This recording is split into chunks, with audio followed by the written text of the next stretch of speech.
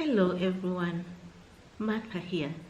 Today, I'd like to share some of my favorite memories of my primary school. This primary school was called Kaimosi Friends School. Kaimosi Friends School was founded by American Quaker missionaries in 1903. It is one of the oldest primary schools in Western Kenya. I joined this school when it had just had a fire that had destroyed the furniture. At the time I was enrolled there, it was sometimes known as Kaimosi Junior School or just Junior. I remember that the classrooms had no windows by then. In fact, one of our Ugandan family friends used to refer to it as the broken school. I think he was around 4 years old at the time. So you go to that broken school, he'd ask. However, by the time I was in standard 6, the windows had been replaced and the school had new furniture. The Kaimosi Forest surrounded Kaimosi Friends School. It also surrounded a girls' high school, a Bible college, a polytechnic, a teachers' training college, a church, a hospital, and an institute of technology. The headquarters of the original body of Friends East Africa yearly meeting was also stationed in Kaimosi. All these were built by the American Quakers Friends Mission in Kaimosi, which was set up in 1902. The Kaimosi Forest is a smaller portion of the Kakamega Forest. Kakamega Forest is part of the remaining equatorial highland rainforest that originally stretched along the equator across Africa. From the early 80s to mid 80s, I spent some formative years there, from standard 1 to standard 6. One of my fondest memories was our trips to Kaimosi Forest to gather clay. The clay was for our art and craft classes where we would make pots and unleash our creativity. Kaimosi Friends School wasn't just about academics.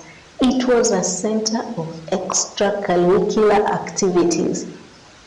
Football matches, netball tournaments, music festivals, there was always something exciting happening beyond the classroom walls. I remember the dances with siso skirts at music festivals. One time, during a football game against Kaimosi Friends School, Bongo Primary School pupils sang a song that I will never forget. They sang in harmony with soprano, alto, and tenor voices. The song went something like, my junior, wakatanga ni Headmaster.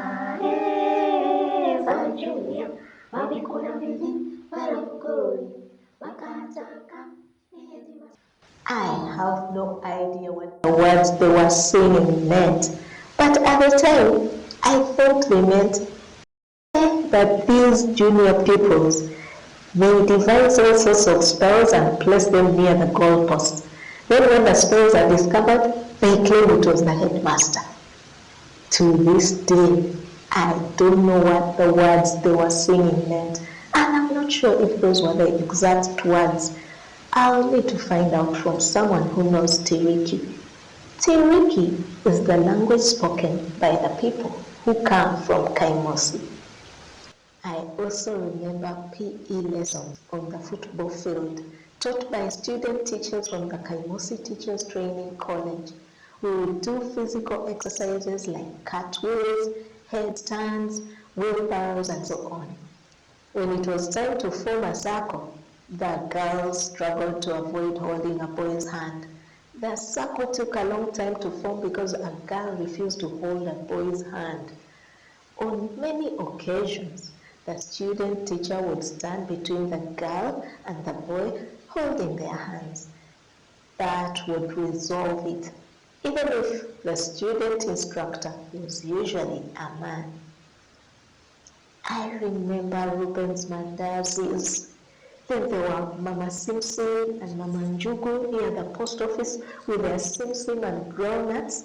I also remember enjoying mildew fruits in the compound of one of the doctors at Kaimosi Hospital. Not to mention the wonderful loquats, also known as Maparapandi. Those were some great times indeed. I recall the games girls used to play. We played games such as hide and seek or tapo and skipping rope.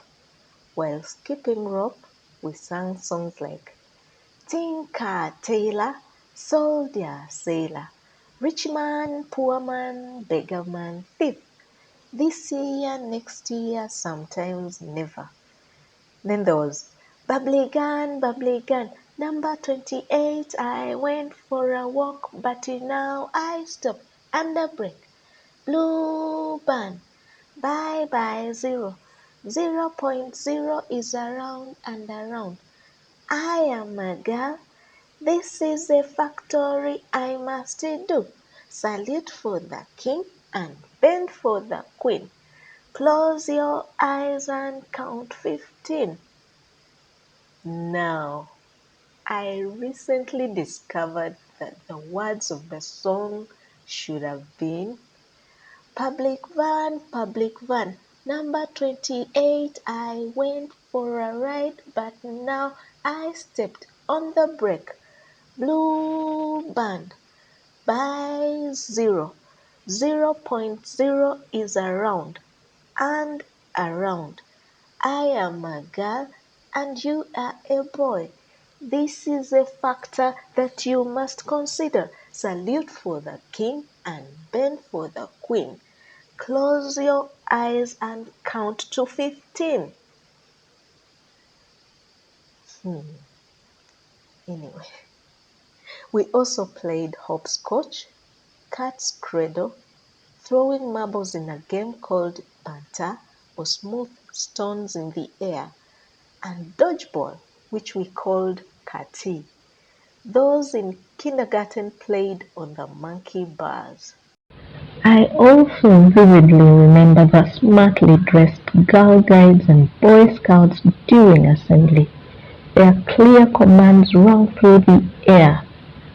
Troop, right turn, by the left, forward march, left, right, left, right, left, right. As they prepared to hoist the Kenyan flag with pride and precision. And how can I forget the words of Kenya's loyalty pledge that I used to know by heart? Many primary school children in Kenya during the KANU era knew it by heart.